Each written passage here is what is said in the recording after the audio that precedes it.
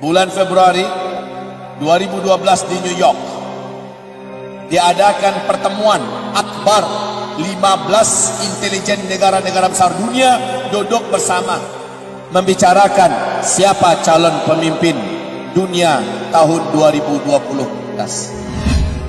Mereka kaji dengan mendalam, dengan serius, sesuai dengan kepakaran dan keahlian mereka. Akhirnya mayoritas peserta dari 15 intelijen negara besar dunia ini sepakat mengatakan yang memiliki kemungkinan terbesar memimpin dunia 2020 ke atas adalah khilafah Islamiyah.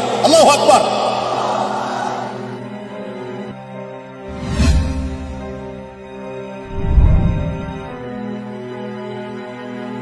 Zaman kita sekarang persis seperti kisah ini kembali, bahwa Rasulullah SAW bersabda, nanti di akhir zaman akan muncul seorang lelaki dari keturunan kandungku yang akan melenyapkan semua kezaliman yang ada di muka bumi, yang akan menghentikan semua kejahatan, yang akan menutup pintu-pintu kediktatoran dan mengembalikan dunia kepada puncak keadilan. Laki-laki itu, kata Rasulullah, dari keturunan kandungku, dari Hasan bin Ali.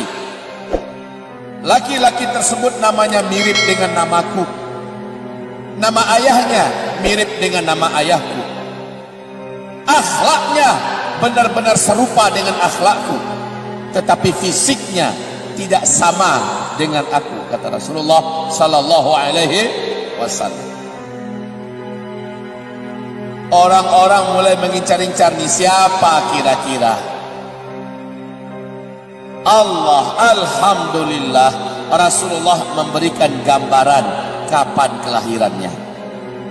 Rasulullah bersabda, dia lahir di akhir zaman, ditandai dengan terjadinya 2 kali gerhana dalam 1 bulan Ramadan. Nanti ketika dia sudah berusia 40 tahun, di hadis yang lain mendekati 40 tahun, sang pemimpin besar dari keturunanku ini, Nabi memberikan gelar kepadanya Imam Al-Mahdi, akan dibaiat di depan Ka'bah untuk bersedia memimpin umatku keluar dari kegelapan menuju kepada terangnya cahaya kemenangan. Di usia 40 tahun, di hadis yang lain mendekati 40 tahun. Jadi kelahirannya ditandai dengan terjadinya 2 kali gerhana dalam 1 bulan Ramadan.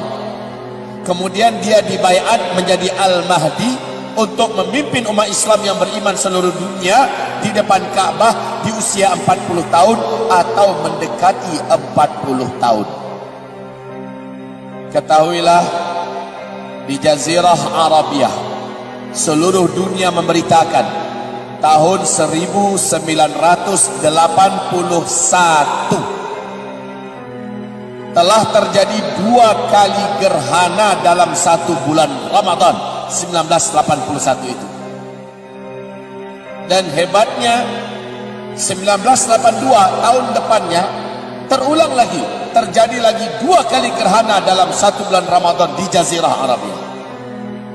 Masya Allah. Maka para ulama-ulama kita, dari ulama-ulama dunia Ahlus Sunnah wal Jamaah, mengatakan bahwa sosok pemimpin terakhir yang akan memenangkan Islam di akhir zaman telah lahir 1981.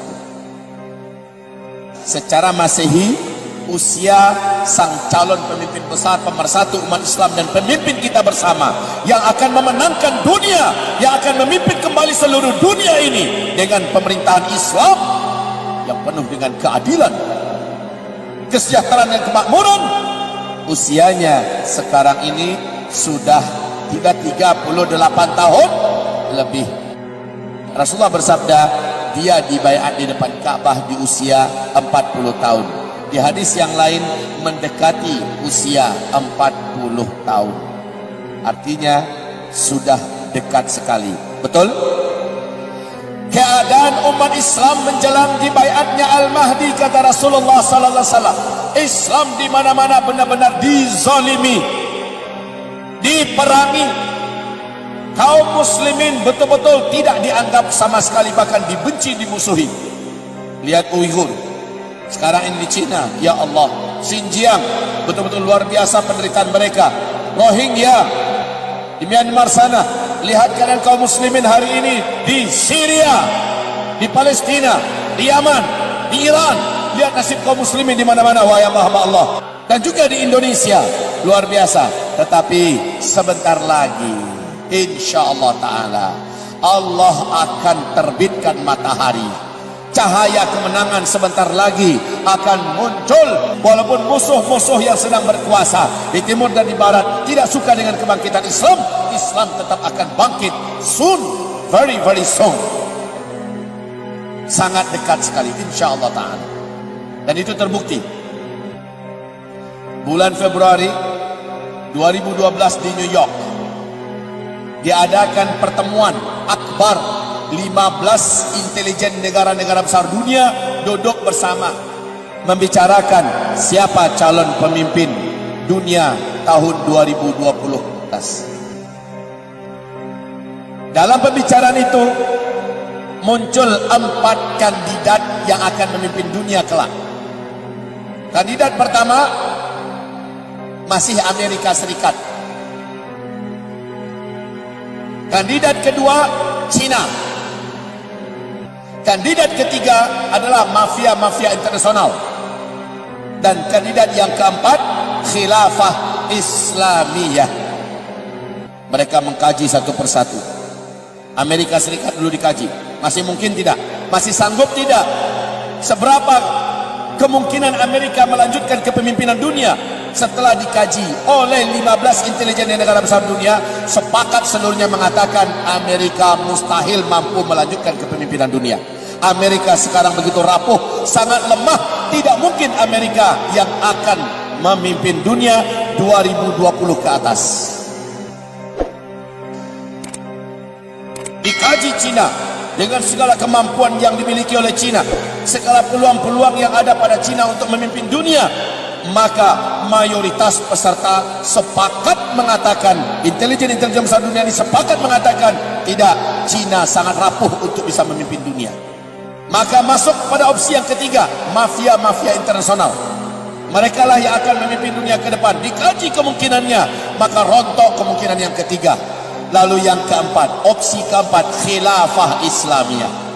Mereka kaji dengan mendalam, dengan serius, sesuai dengan kepakaran dan keahlian mereka. Akhirnya mayoritas peserta dari 15 intelijen negara besar dunia ini sepakat mengatakan yang memiliki kemungkinan terbesar memimpin dunia 2020 ke atas adalah khilafah Islamiyah. Allahu Akbar. Peluang yang disebutkan oleh 15 intelijen negara besar dunia ini di New York di pertemuan NIC bulan Februari itu sesuai dengan nubuat Nabi. Kalau sekarang Al-Mahdi sudah di usia 38 tahun lebih secara hijriah, artinya 1 atau 2 tahun lagi kita sudah punya pemimpin besar dunia ke depan. Betul tidak? Allahu Akbar. Bergembiralah. Walaupun penjahat-penjahat kebatilan, media semua di tangan mereka saat ini di dunia. Militer yang paling hebat-hebat di tangan mereka sekarang di seluruh dunia. Teknologi modern peperangan seluruhnya di tangan mereka saat ini. Pendidikan, ekonomi, apa saja di tangan mereka. Tidak ada masalah. Wong Firaun juga di puncak-puncak kekuasaannya hancur di tangan Musa alaihissalam. Betul tidak? Musa ditolong Allah. Musa saat itu malah sudah tak ketemu jalan. Di depan Laut Merah, di belakang Firaun dan bala tentara siap mencincang-cincang. Mau kemana? Allah belahkan laut, Musa selamat dan kaumnya, Firaun tenggelam, habis. Namrus juga di puncak dijayanya, di puncak kekuatan kekuasaannya, habis oleh Allah Subhanahu wa taala. Sejarah akan terulang. At-tarikhu yu'idu nafsahu. Tarikh sejarah akan kembali terulang.